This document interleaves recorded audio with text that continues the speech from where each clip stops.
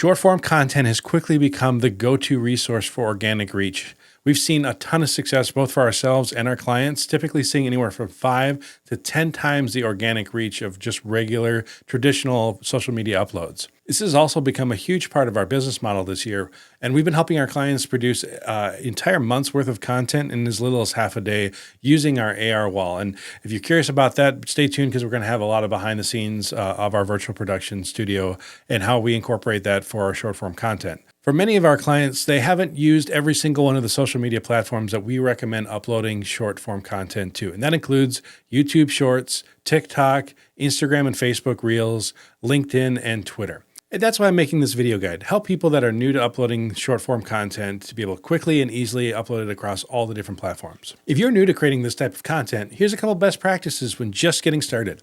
First of all, we recommend making sure that you are creating content that is valuable and actionable to your audience, that can help them learn a new subject and can see and rely on you as a subject matter expert. When you're creating the content, you also want to be making sure that it is 60 seconds or less. This is just because we recommend kind of blanket uploading these to all the platforms out there. We call it omnipresence, where you take the same video and you upload it to every platform.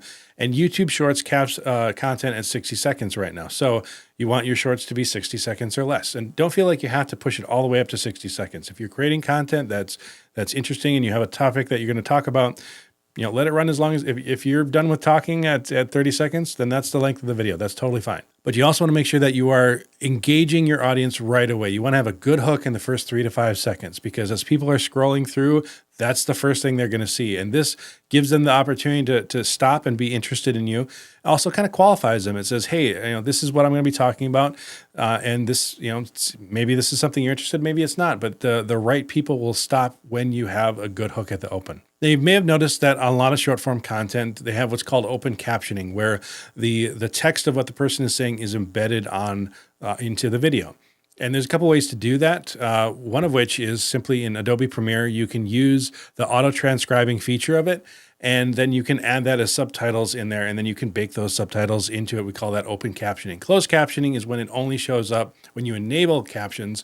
Open captioning is where it's burned into the video. Now, if you don't have Adobe or you want something simpler, you can use CapCut, which is an app you can download, or even TikTok and Instagram also have features that can add captions to your videos. I also recommend at the very beginning to create a really good thumbnail, something that has like a good explanation.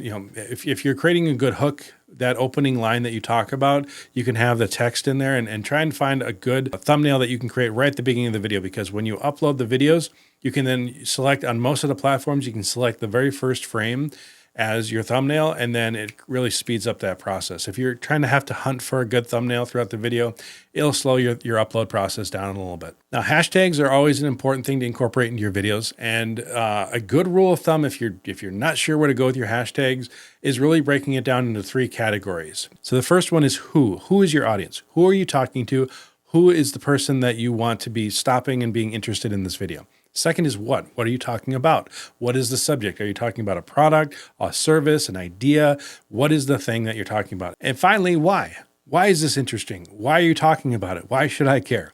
If you're doing a good job of creating hashtags that are about who, what, and why, and you do 2 or 3 each for those subjects, you're going to be in a great place, and you're going to have a much higher likelihood of your video showing up in front of the right people. Again, to speed up the process, I actually have a Google Doc that I keep a bunch of hashtags that I use fairly regularly, and then I can copy and paste them into my videos as I'm uploading. Now, you may have seen mass uploading services where you can just dump your video into it, and then it'll upload it to a bunch of different social media platforms. We find right now that I haven't found a good one that works well for Reels and short form content. It works fine for regular content, but Reels and Shorts are work differently, and they don't upload correctly with a lot of those platforms. Now, if you have one that you found that works well, please leave it in the comments below, but I still haven't found one that I prefer. And again, to speed up your process, one thing that you can do, which I do, is to bookmark just the upload page of every platform you're going to be going to, and put that in just a bookmarked folder on your computer. So boom, I can upload right to YouTube Studio, right to TikTok, right to whatever. I just click on that, and then I immediately start uploading the video. Now, even though we recommend uploading the same video to every platform, there are still some specific things you need to do with each platform to make sure that the video is uploaded correctly. But before we get to that, I want to talk about our new webinar we just released called the Video Pathfinder webinar. Now, the Video Pathfinder system is something that we developed at Creative Edge Productions to help walk our clients through creating the most effective social media advertising campaigns out there. It's worked so well. We've seen clients have as much as 700% growth from it. And we can condense this into a really easy to follow, less than 40-minute webinar that you can watch. We are so excited to have this resource available for free online. So definitely check it out at videopathfinder.com. So our first platform we're going to talk about is YouTube Shorts. And when you are uploading to YouTube Shorts, of course, it needs to be in the 9:16 format. All of these need to be in that 9:16 format. Needs to be 60 seconds or less. Now, you will notice in the YouTube uploader that the title, the max amount of characters you can put in the title is 100 characters. But you can put additional hashtags into the description area. So that's a good place to put them. But they don't recommend putting any more than 15 hashtags. Anything more than that, the system just completely ignores it. Now, you will notice that YouTube right now for Shorts doesn't allow you to customize the thumbnail, but a lot of platforms will. And when you upload your video to TikTok, for example, you can select what frame of the video you want it to be your thumbnail.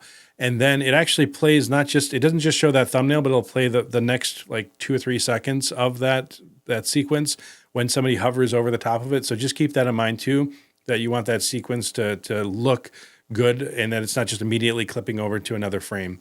But that's why I say if you can make the first frame or few frames of your video to be a really good thumbnail, that'll speed up your process so much when you do the upload.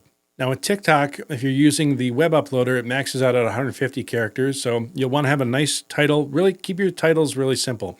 And again, I copy and paste one title across each of the videos that I upload, and then I vary up the hashtags for everything. So give it a really good description of exactly what the video is about, just a 1-sentence description, and then use the rest of the space for any hashtags, again, using that format of the who, what, and why. Now, when uploading videos to Facebook, we recommend using the Meta Business Suite uploader.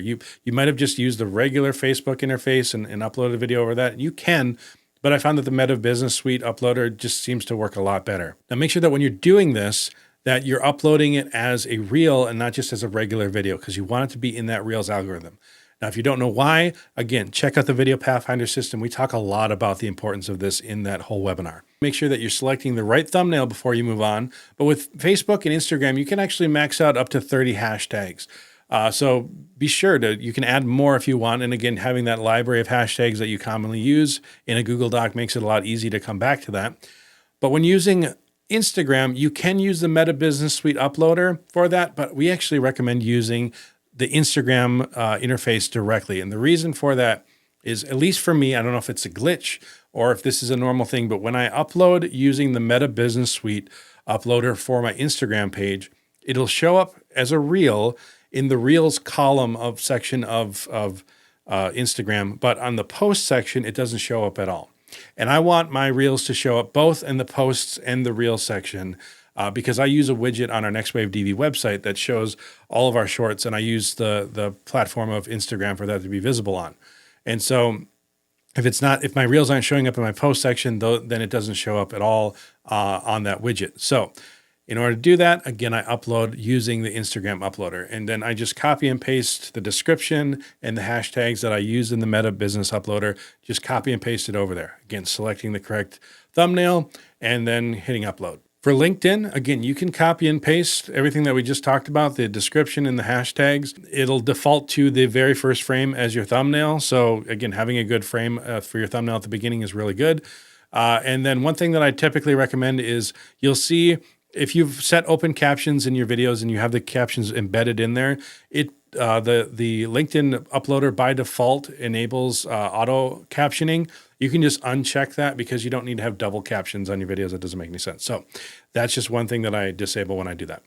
And finally, with Twitter, again, you can do the same upload. And with Twitter, it does max out at 280 characters. So you have a little bit more room for hashtags, but you're probably going to not have as much room as you do on Instagram or Facebook. Now, we didn't talk about optimizing for TikTok versus YouTube or Instagram. There are some additional things you can do.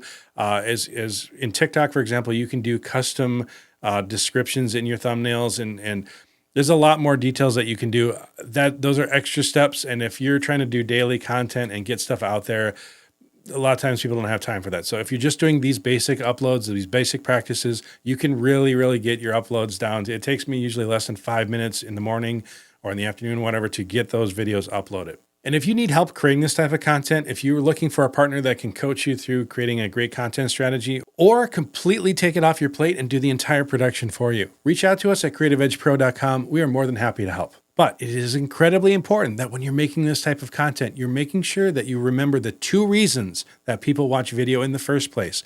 And we talk all about that in this video right here.